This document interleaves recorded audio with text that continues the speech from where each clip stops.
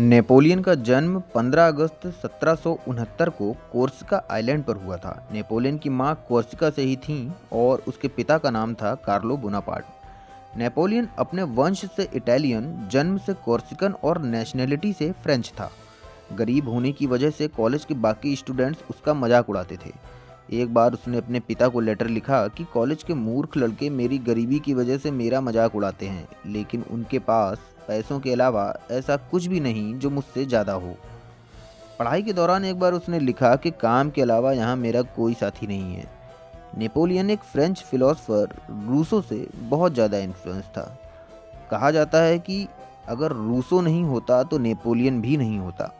16 साल की उम्र में नेपोलियन सेकंड लेफ्टिनेंट बन चुका था। इधर 1789 की फ्रांस की क्रांति और बेस्टील के डाउनफॉल के बाद पुराना फ्रांस अतीत बन चुका था और उसकी जगह पर नए रिपब्लिक फ्रांस का जन्म हो रहा था। फ्रांस की इकोनॉमिक क्राइसिस को खत्म करने के लिए चर्च की सारी प्रॉपर्टी को जब्त कर लिया गया था। नेशनल असेंबली यानी राष्ट्रीय सभा ने संविधान सभा के रूप में संविधान बनाने का काम भी शुरू कर दिया था।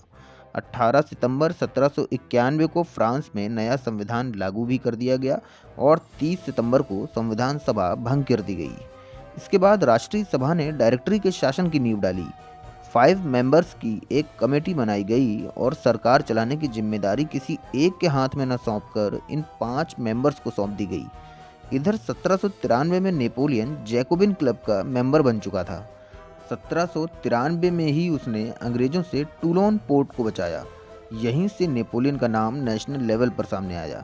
इसके बाद 5 अक्टूबर 1795 को नेपोलियन ने गुस्सैल भीड़ से नेशनल कन्वेंशन की रक्षा की और अपने अधिकारियों का विश्वास हासिल कर लिया था। टूलोन की जीत से खुश होकर नेशनल असेंबली के मेंबर रॉबर्ट स्पेयर ने उसे ब्रिगेडियर बना दिया और फ्रांस को सिविल वॉर से बचाने के लिए डायरेक्टरी ने उसे इंटरनल आर्मी का कमांडर बना दिया। दूसरी ओर एक न्यूज़पेपर ट्रिब्यून के एडिटर ग्रेचियस बेबफ ने एक ऑर्गेनाइजेशन पैथियन क्लब के जरिए डायरेक्टरी के शासन को चुनौती देना शुरू कर दी। ग्रेचियस बेबफ सोशल और इकोनॉमिकल इक्वलिटी की रिपब्लिकन गवर्नमेंट इस्टेब्लिश करना चाहते थे। इसी दौरान जैकोबिन क्लब के मेंबर्स भी पैथियन क्लब से जुड़ गए। इससे घबराकर डायरेक्टरी ने 1796 में इसे भंग कर दिया, लेकिन पैथियन क्लब ने गुप्त तरीके से डायरेक्टरी का तख्ता पलट करने के लिए प्लान बनाना शुरू कर दिया। लेकिन कुछ गद्दार लोगों ने सारा प्लान डायरेक्टरी को बता दिया और डायरेक्टरी ने कॉन्स्पिरेसी में शामिल सभी लोगों को गिरफ्तार कर लिया और 1 साल तक बिना किसी सुनवाई के जेल में बंद रखा। 1797 में इन पर मुकदमा चलाया गया। ग्रेचियस बेबफ को गिलोटिन पर चढ़ा दिया गया और बाकी लोगों को देश निकाले की सजा दी गई। गिलोटिन कुछ इस तरह का होता था जिससे गर्दन धड़ से अलग कर दी जाती थी। 9 मार्च 1796 को नेपोलियन ने कर्नल अलेक्जेंडर डी ब्योहानेस की विधवा जोसेफाइन से शादी कर ली, जिससे सबकी नज़रों में उसकी सोशल इमेज और भी अच्छी बन गई।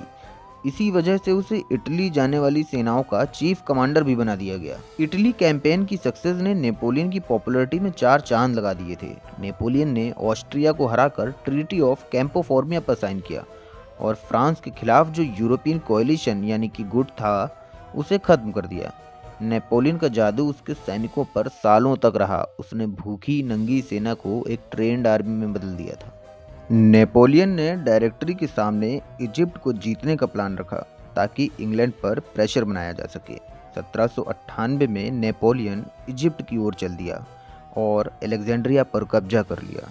बैटल ऑफ द पिरामिड्स के बाद नेपोलियन ने काहिरा को भी अपने कब्जे में ले लिया। इसी बीच इंग्लैंड के कमांडर नेल्सन ने आबुकीर की खाड़ी में फ्रेंच बेड़े को तबाह कर दिया। इजिप्ट से लगे हुए टर्की पर नेपोलियन ने 1799 में हमला कर दिया, लेकिन जैसे ही नेपोलियन को पता चला कि फ्रांस के खिलाफ एक और यूरोपियन कोएलिशन खड़ा हो चुका है और फ्रांस में डायरेक्टरी की हालत भी खराब है, तो वो 1799 में अचानक अपने साथियों के साथ इंग्लैंड के नेवी कमांडर को चकमा देते हुए फ्रांस वापस पहुंच गया। फ्रांस पहुंचते ही लोगों ने उसे फ्रांस का रक्षक कहकर पुकारा। नेपोलियन जब ऑस्ट्रिया को जीत कर वापस लौटा था तो वो सोचता था कि फल अभी पका नहीं है, लेकिन इजिप्ट से वापस लौटने पर नेपोलियन ने कहा कि मैं ठीक समय पर आ गया हूँ, फल अब पक चुका है और मैं उसे तोड़ सकता हूँ। नेपोलियन ने डायरेक्टर एवेसियो से एक सीक्रेट समझौता किया और अपने वफादार सैनिकों के साथ सभा में भाषण दिया। ओपोनेंट्स का कहना था कि हमें तानाशाह नहीं चाहिए और नेपोलियन को ख़त्म कर देना चाहिए। ये सुनकर नेपोलियन घबरा गया, लेकिन उसके भाई लूसियन बोनापार्ट ने बाहर तैनात अपनी आर्मी बटालियन की मदद से सभी ओपोनेंट्स को बाहर निकाल दिया। नेपोलियन ने डायरेक्टरी के शासन को खत्म कर दिया और कॉन्सुलेट गवर्नमेंट को स्टैब्लिश किया। कॉन्सुलेट में 3 काउंसिल थे जिन्हें सरकार चलानी थी। नेपोलियन फर्स्ट काउंसिल बना और जल्दी ही फ्रांस में नया संविधान लागू कर दिया। तीनों काउंसिल्स ने डेमोक्रेटिक फ्रीडम को बनाए रखने की शपथ ली। नेपोलियन खुद को क्रांति का पुत्र कहता था। उसने इक्वालिटी को इस्टेब्लिश करने के लिए हायर और लोअर पोजीशंस के बीच भेदभाव को ख़त्म कर दिया और फ्रांस की इकोनॉमिकल कंडीशन को सुधारने के लिए सन 1800 में बैंक ऑफ फ्रांस की स्थापना की और व्यापार को बढ़ावा देने के लिए चैम्बर ऑफ कॉमर्स को इस्टेब्लिश किया। ट्रेड यूनियंस को तोड़ दिया गया। इससे मजदूरों में ओपन कंपटीशन शुरू हो गया। कंपलसरी मिलिट्री सर्विस लागू कर दी गई। उसने फ्रांस के लिए एक कोड तैयार किया जिसे नेपोलियंस कोड कहा जाता है। क्रांति के बाद से फ्रांस के क्लर्जीमैन देश छोड़कर भागने लगे थे। नेपोलियन जानता था कि जनता का रिलीजन में बहुत विश्वास है, इसलिए लोगों की रिलीजियस फीलिंग को सेटिस्फाइड करने के लिए नेपोलियन ने कैथोलिक धर्म को राजधर्म बना दिया। एजुकेशन पर अभी भी चर्च की ही अथॉरिटी थी। नेपोलियन ने एजुकेशन को रिलीजन से अलग कर दिया। धार्मिक स्वतंत्रता मिलने से जनता भी खुश थी। क्रांतिकारी लोग नेपोलियन के सपोर्टर बन चुके थे। इक्वलिटी को इस्टेब्लिश करने से जनता में खुशी की लहर छा गई। 1802 में नेपोलियन को कौंसिल बना दिया गया और 1804 में वो फ्रांस का सम्राट बन गया। 1806 में नेपोलियन ने रोमन एम्पायर को ख़त्म कर दिया और ऑस्ट्रियन एम्पायर को भी ख़त्म कर दिया। इसके बाद उसने प्रशिया को भी हरा दिया। अब केवल ब्रिटेन और रशिया ही बचे थे। 14 जून 1807 को फ्रीडलैंड में रशियन एम्परर को भी नेपोलियन ने हरा दिया और 8 जुलाई 1807 को रशिया के साथ ट्रीटी ऑफ टिलसिट पर साइन किया।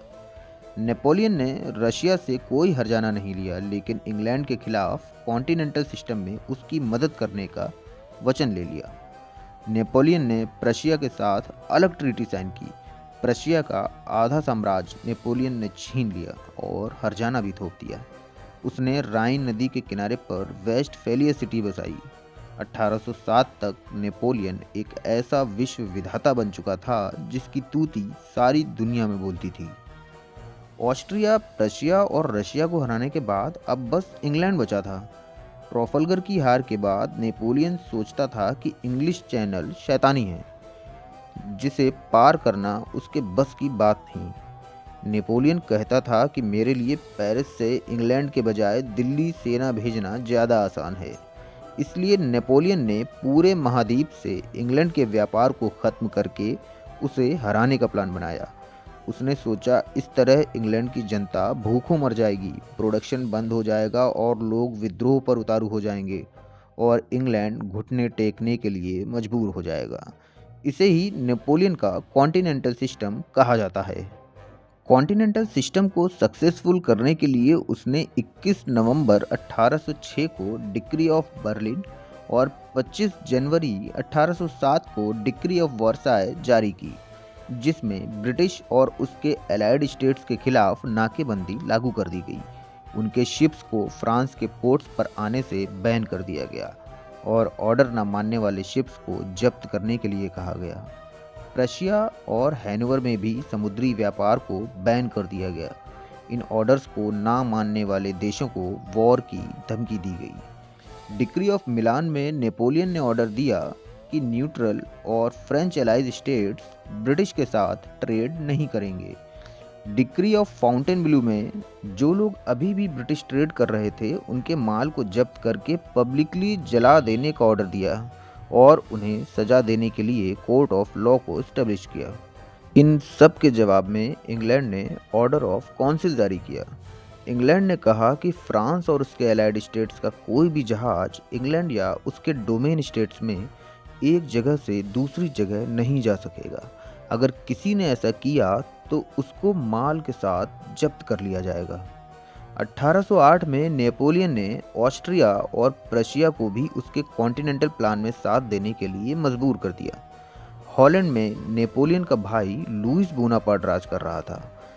वो नेपोलियन का कॉन्टिनेंटल प्लान पूरी तरह से लागू नहीं कर पाया, तो नेपोलियन ने उसके साम्राज्य को भी फ्रांस में मिला लिया। इसके बाद नेपोलियन ने स्वीडन को हरा दिया और ब्रिटिश जहाज़ों को स्केवेंडिया के पोर्ट्स पर बैन कर दिया।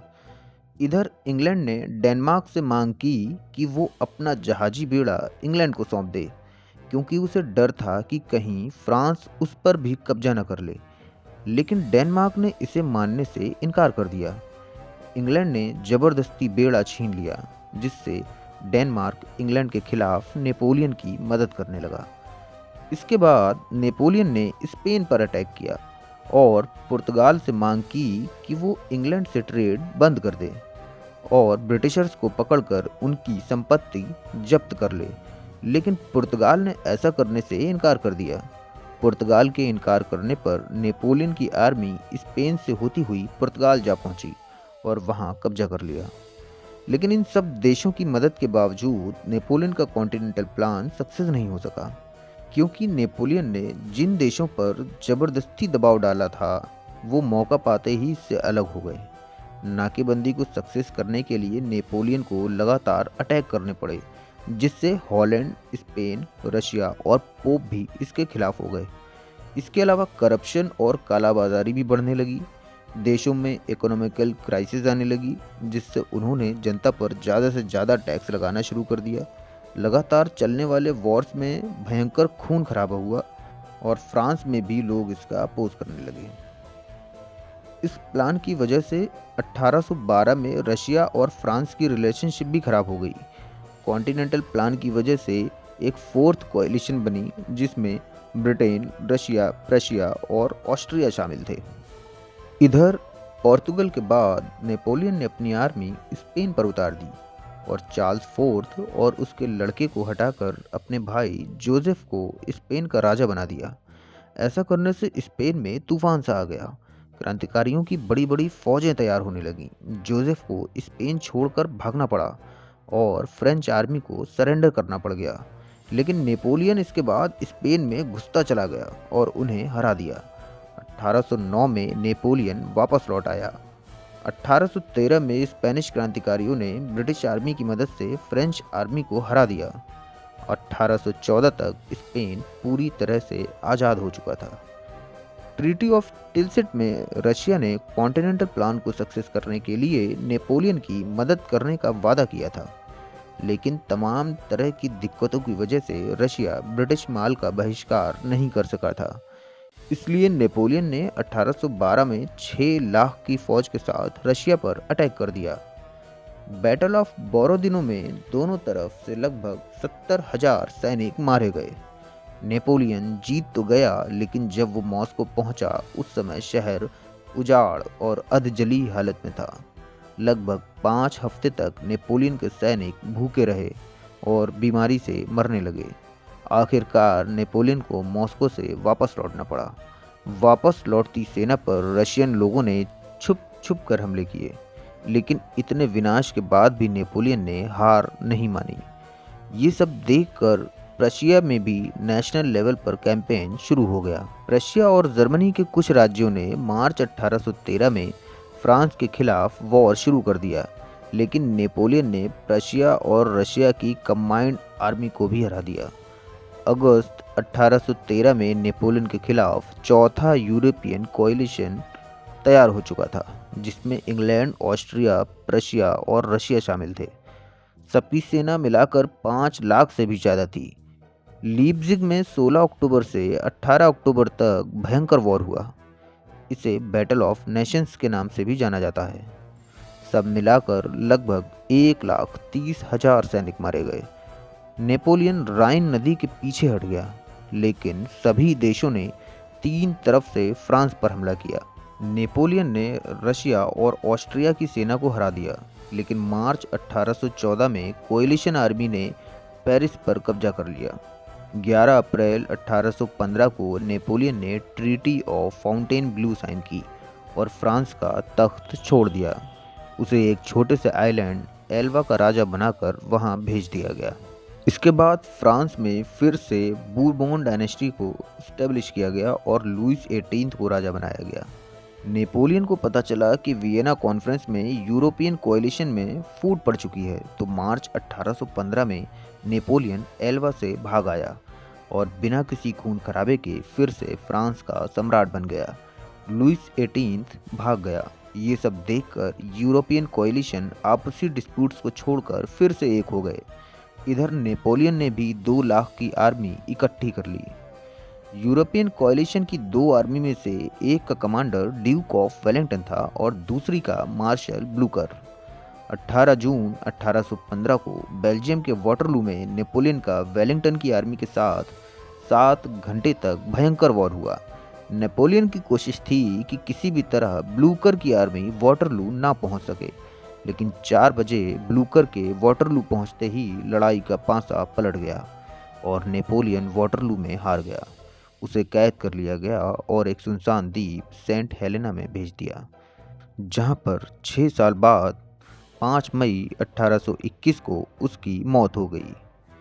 नेपोलियन को अपने समय का यूरोप का समुद्रगुप्त कहा जाता था। उसने फ्रांस में एनाकीस का दौर खत्म करके उसे स्टेबल किया। उसके समय में फ्रांस की सीमा इतनी फैल गई थी जितनी लुइस 14 जैसे सम्राटों के वक्त पर भी नहीं थी। नेपोलियन को अलेक्जेंडर, सीजर और शॉर्लमैन से कंपेयर किया जाता है। फ्रांस में आज भी नेपोलियन के नाम पर रोमांच बरकरार है।